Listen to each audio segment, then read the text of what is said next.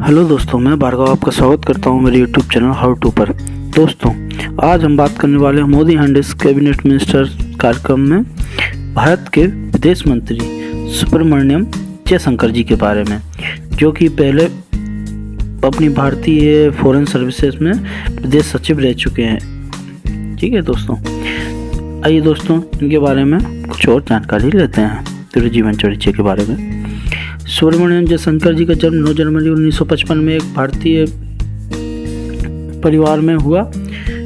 वह वर्तमान में राजनीतिज्ञ हैं दोस्तों। इससे पहले वह राजनीतिक रह चुके हैं। विदेश मंत्री के तौर पर उन्हें भारत सरकार में 31 मई 2019 को शामिल किया गया। भारतीय जनता पार्टी से उन्हें राज्यसभा में संसद सदस्य बनाया गया दोस्तों, और वह गुजरात राज्य का राज्यसभा में प्रतिनिधित्व करते हैं। इससे पहले उन्होंने जनवरी 2015 से जनवरी 2018 तक विदेश सचिव के रूप में अपनी सेवाएं दी हैं। आइए दोस्तों कुछ व्यक्तिगत जीवन के बारे में हम जानकारी लेते हैं। तो वर्तमान में इनकी उम्र 66 वर्ष है दोस्तों। इनका जन्म नई दिल्ली में हुआ था। इनके जीवन साथी यानी पत्नी श्रीमती क्योको जयशंकर हैं। इनकी 3 संतानें हैं दोस्तों। इनके पिताजी का नाम के सुब्रमण्यम है, और इनके रिश्तेदारों में इनके भाई संजय सुब्रमण्यम जी हैं।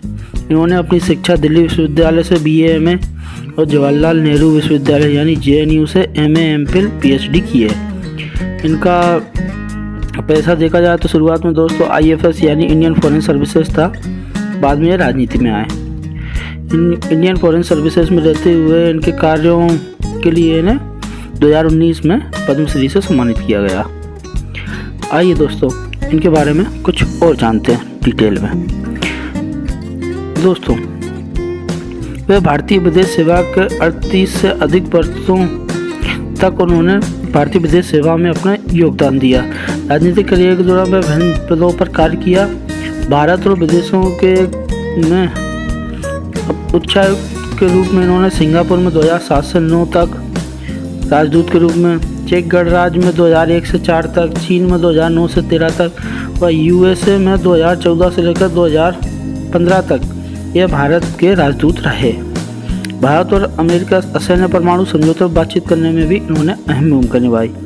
सेवानिवृत्त होने पर जयशंकर जी टाटा सन्स में वैश्विक कॉर्पोरेट मामलों के अध्यक्ष के रूप में शामिल हुए। 2019 में उन्हें भारत के 4थे सर्वोच्च नागरिक सम्मान पद्मश्री से सम्मानित किया गया। व 2019 को उन्होंने दूसरी मोदी मंत्रालय में कैबिनेट मंत्री के रूप में शपथ ली। उन्हें 2019 को विदेश मंत्री बनाया गया। वे कैबिनेट स्तर पर विदेश मंत्रालय का नेतृत्व करने वाले पहले पूर्व विदेश सचिव हैं दोस्तों, जो पहले पूर्व विदेश सचिव रह चुके हैं और वर्तमान में विदेश मंत्री हैं। यह पहले इंसान है वो। आइए दोस्तों कुछ और इनके जीवन के बारे में, प्रारंभिक जीवन और शिक्षा के बारे में जानकारी लेते हैं। तो अपने को जैसे कि पता है कि जयशंकर जी का जन्म नई दिल्ली में हुआ। ये भारत में प्रमुख भारतीय रणनीतिक मामलों के विश्लेषक, टिप्पणीकार और सिविल सेवक रहे दोस्तों। सुब्रमण्यम और सुलोचना जी, मतलब सुब्रमण्यम जी इनके पिताजी का नाम एंड श्रीमती सुलोचना जी इनकी माताजी का नाम था। यह इतिहासकार संजय सुब्रमण्यम और S विजय कुमार, जो कि भारत के पूर्व ग्रामीण विकास सचिव हैं, उनके भाई हैं। उन्होंने अपनी स्कूली शिक्षा यानी जयशंकर जी ने अपनी स्कूली शिक्षा वायु सेना स्कूल सुब्रतो पार्क नई दिल्ली से की व रसायन विज्ञान में स्नातक इन्होंने सेंट स्टीफन कॉलेज दिल्ली विश्वविद्यालय से की। उन्होंने राजनीति विज्ञान में MA और MPhil, इसके बाद JNU यानी जवाहरलाल नेहरू विश्वविद्यालय से अंतर्राष्ट्रीय संबंधों में PhD की, जिसका लाभ उन्हें मिल रहा है दोस्तों। कहते हैं ना दोस्तों, शिक्षा बड़ी मायने रखती है। आइए दोस्तों, यहाँ उन्होंने परमाणु कूटनीति में विशेषज्ञता हासिल की। वह वर्तमान में भारत सरकार के भीतर विदेश मंत्री के रूप में कार्यरत है। चलिए दोस्तों, अब इनके कुछ राजनीतिक करियर के बारे में भी जानकारी लेते हैं। 1977 में विदेश सेवा में शामिल हुए ये जयशंकर ने 1979 से 1981 तक मॉस्को में सोवियत संघ में भारतीय मिशन में तीसरे सचिव और दूसरे सचिव के रूप में कार्य किया। यहाँ उन्होंने रूसी का अध्ययन किया। वे नई दिल्ली लौट आए, जहाँ उन्होंने राजनयिक गोपाल स्वामी पार्थ सारथी के विशेष सहायक के रूप में और भारत के विदेश मंत्रालय के अमेरिका विभाग में अवर सचिव के रूप में काम किया, जो USA से संबंधित था। वे उस टीम का हिस्सा थे जिसने भारत में तारापुर पावर स्टेशनों को अमेरिकी परमाणु ईंधन की आपूर्ति के विवाद को सुलझाया दोस्तों। भारतीय दूतावास में पहले सचिव वॉशिंगटन डीसी में भी यही थे दोस्तों। आइए दोस्तों, 1988 से 1990 तक उन्होंने श्रीलंका में भारतीय शांति सेना के प्रथम सचिव और राजनीतिक सलाहकार के रूप में कार्य किया। इसके बाद वे बुडापेस्ट भारतीय मिशन में काउंसलर वाणिज्यिक थे। नई दिल्ली लौटकर उन्होंने विदेश मंत्रालय में निदेशक, पूर्वी यूरोप और भारत के राष्ट्रपति शंकर दयाल शर्मा के प्रेस सचिव और भाषण लेखक के रूप में कार्य किया। इसके बाद जयशंकर 1996 से 2000 तक टोक्यो में भारतीय दूतावास में मिशन के प्रमुख रहे दोस्तों। इस अवधि में भारत के पोखरण द्वितीय परमाणु परीक्षणों के बाद भारत जापान संबंधों में गिरावट देखी गई और साथ ही तब तक भारत की यात्रा के बाद ठीक भी हो गया। जापान के प्रधानमंत्री योशिरो मोरी जयशंकर ने जापान के भावी प्रधानमंत्री शिंजो आबे को अपने भारतीय समकक्ष मनमोहन सिंह से मिलवाने में मदद की दोस्तों। उन्हें चेक गणराज्य में भारत का राजदूत नियुक्त किया गया। 2004 से 2007 तक जयशंकर नई दिल्ली में विदेश मंत्रालय में संयुक्त सचिव थे दोस्तों। इस क्षमता में वह यूएसए भारत असैन्य परमाणु समझौते पर बातचीत करने और रक्षा सहयोग में सुधार करने में शामिल थे। इसमें 2004 के हिंद महासागर में सुनामी के बाद राहत कार्यों के दौरान कुछ इनके द्वारा किया गया कार्य भी शामिल है दोस्तों। उसके बाद जयशंकर 2004 से नए रक्षा राज्यों और खुले आसमान के समझौते यानी एयरफोर्स के समापन में भी शामिल हुए। वे यूएस इंडिया एनर्जी डायलॉग के शुभारंभ से जुड़े थे दोस्तों। भारत अमेरिका आर्थिक वार्ता और भारत अमेरिका सीईओ फोरम में जयशंकर जी ने संयुक्त राज्य अमेरिका के साथ 123 समझौतों पर बातचीत के दौरान भारतीय टीम का नेतृत्व किया। जयशंकर जी को कथित तौर पर 2013 में भारत के विदेश सचिव के पद के लिए माना गया था दोस्तों। सिंगापुर में उच्चायुक्त रहते हुए उनके द्वारा कुछ महत्वपूर्ण कार्य किए गए दोस्तों, उनके बारे में जानते हैं। 2007 से 2009 तक जयशंकर ने सिंगापुर में उच्चायुक्त के रूप में अपनी सेवाएं दी। उनके इस कार्यकाल के दौरान व्यापक आर्थिक समझौते किए गए दोस्तों, जिसने सिंगापुर में भारतीय व्यापार की उपस्थिति का विस्तार किया। एक रक्षा व्यवस्था का निरीक्षण किया जिसके द्वारा सिंगापुर अपने कुछ सैन्य उपकरणों को स्थायी रूप से भारत में रखता है। एस जयशंकर ने सिंगापुर में प्रवासी भारतीय दिवस और IIMPACT को भी बढ़ावा दिया। चीन में राजदूत रहते हुए उन्होंने कुछ अच्छा कार्य किया दोस्तों, उसके बारे में जानते हैं। जयशंकर 4.5 साल के कार्यकाल के दौरान चीन में भारत के लंबे समय तक सेवा देने वाले राजदूत थे। बीजिंग में जयशंकर और भारत की बीच आर्थिक, व्यापार और सांस्कृतिक संबंधों को सुधारने, चीन भारत सीमा विवाद के प्रबंधन आदि कार्य इन्होंने किए जो कि शामिल है।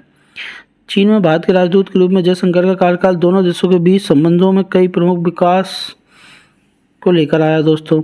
भारतीय सेना की उत्तरी कमान के प्रमुख को वीजा जारी करने से चीन के इनकार के संबंध में सुरक्षा पर भारतीय कैबिनेट समिति को 2010 की उनकी ब्रीफिंग के कारण चीन के साथ भारतीय रक्षा सहयोग को निलंबित कर दिया गया था दोस्तों। इससे पहले की स्थिति का समाधान हो गया। बाकी इसके अलावा 2010 में जयशंकर जम्मू और कश्मीर से भारतीयों को 29 वीज़ा जारी करवाने की चीनी नीतियों को समाप्त करने के लिए बातचीत की।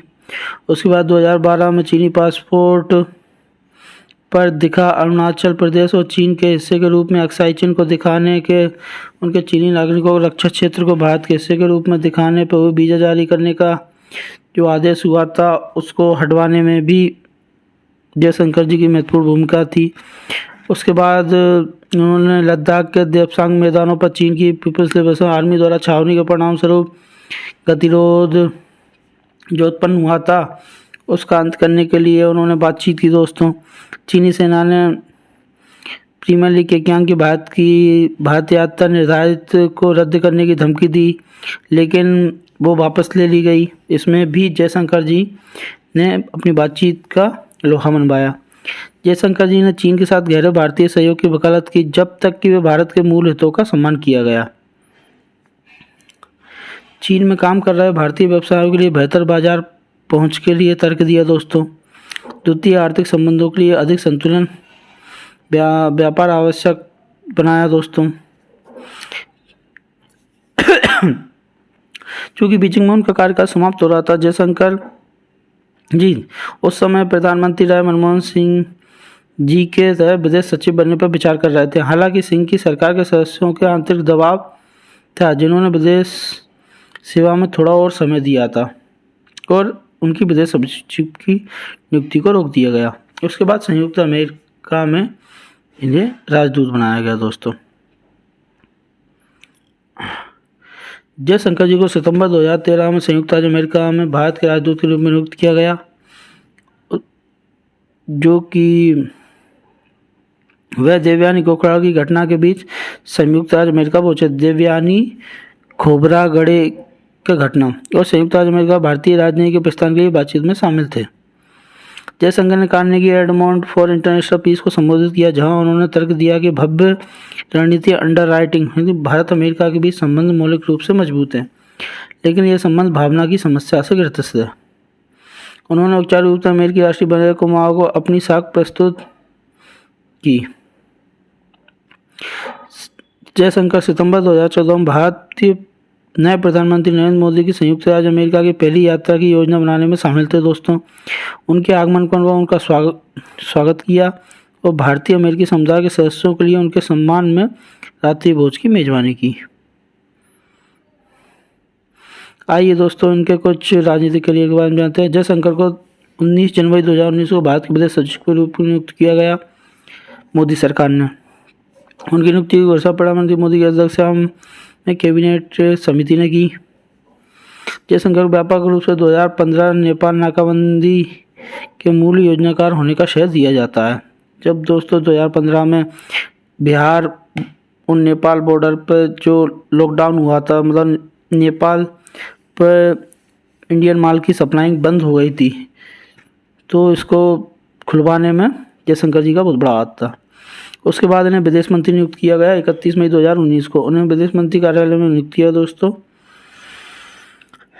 उसके बाद उन्हें 2019 में ही बीजेपी से गुजरात राज्य से राज्यसभा के लिए नॉमिनेट किया गया। उन्होंने स्वर्गीय श्री सुषमा स्वराज जी की जगह ली।